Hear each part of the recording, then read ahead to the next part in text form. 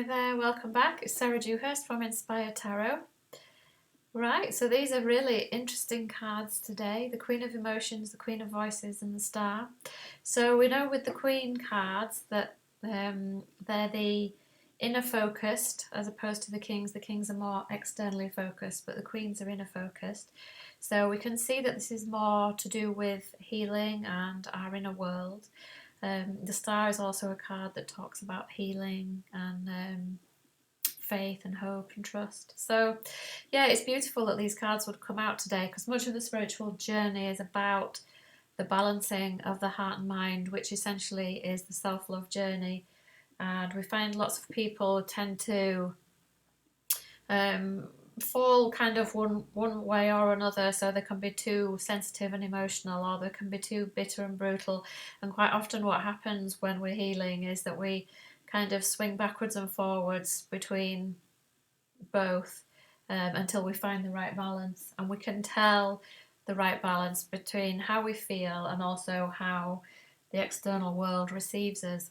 So I know on my path, I'm kind of naturally more the Queen of Cups or the Queen of Emotions, and I've had to really develop my Queen of Voices or Queen of Swords, which kind of means that we're having no private thoughts and no people pleasing.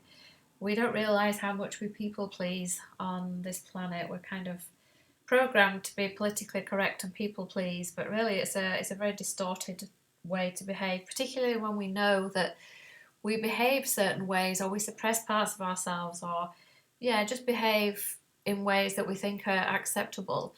But because the world is a mirror and an illusion, whatever we do to it comes back to us. So if we're deceptive with ourselves about how we choose to treat ourselves or treat other people, then we're kind of looking into a mirror and we're going to see our inner self pictured outwards. And then what tends to happen is we blame the external. Other people act out our beliefs and things, and then we don't like it and we blame them. And this is the way the ego works. It puts the unwanted things outside in the external world, so it looks as though other people are bad and other people are doing things to us. So yeah, one of the really important things on the healing path that I found, and many people find, is to use the external world as feedback, and to try and see it with gratitude. All the people externally, we tend to think that people outside of us are a threat, or they're monstrous, or they're not treating us well, that we're a victim, etc. But really there's a different way to see the script, or to see the external world, and that's the way the Holy Spirit gets us to see it, which is to see that the external world is the story that we gave away, and that we can use the way people are treating us, or certainly the way we perceive that people are treating us, as clues and ciphers to what's going on in the external world. And then we get to process our feelings and change the way we think and change the way that we act with the external world until we get it right. I know I've healed many relationships with family and friends and just the external world generally by starting to speak up more, starting to be more compassionate, starting to be more confident. It's just been a gradual journey, and I think it's just something that we go through on our path, particularly if we are spiritually inclined, where we have to learn to balance the heart and mind. And also we know that heart-brain coherence is what we manifest. So we manifest our state of being. So our external world, you probably notice this when you're in a good mood or a bad mood, everything seems to go right or everything seems to go wrong, and everything is just really a reflection of our inner state. So we can create peace on earth by just choosing to perceive the external world differently. I know that sounds completely alien to us, that there can be wars and things going on, but as we know that the external world is just an outpicture of consciousness, it's just a dream world, that a mortal dream that God didn't create, then we can start to detach from it more and more and just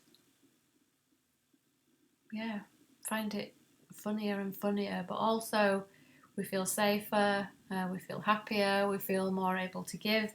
The more streamlined we are inside, the more loving and gentle we are, the easier it is to navigate and the simpler life becomes. But we do have to strike this balance between being compassionate and sensitive, and also being in true empathy, which is very different to the false empathy that most people think of as normal empathy, where you feel sorry for people or you hide yourself, or so true empathy is more to do with seeing people in their strength, seeing people as their higher self and not pitying them or looking down on them. So and just not thinking of people as weak at all, and lifting them up, and just holding them in their higher light. So these are beautiful cards today. I just think it's a beautiful depiction of how we progress on our spiritual journey, and the star brings so much hope, so much faith and courage. And as we develop on our journey, we develop more trust, more faith in the external world. And Spirit is always bringing us little miracles. Every time something bad seems to happen to us, it always gets turned around. Now, I've noticed this over the years with myself, that things can seem to happen that's a nightmare, and then you realise that space is being cleared for something better. And we really just need to hold tight and trust that the Spirit has got our back, because the Spirit does have our back. So, these are wonderful cards today, and I hope you enjoyed this reading. Love you all. Bye.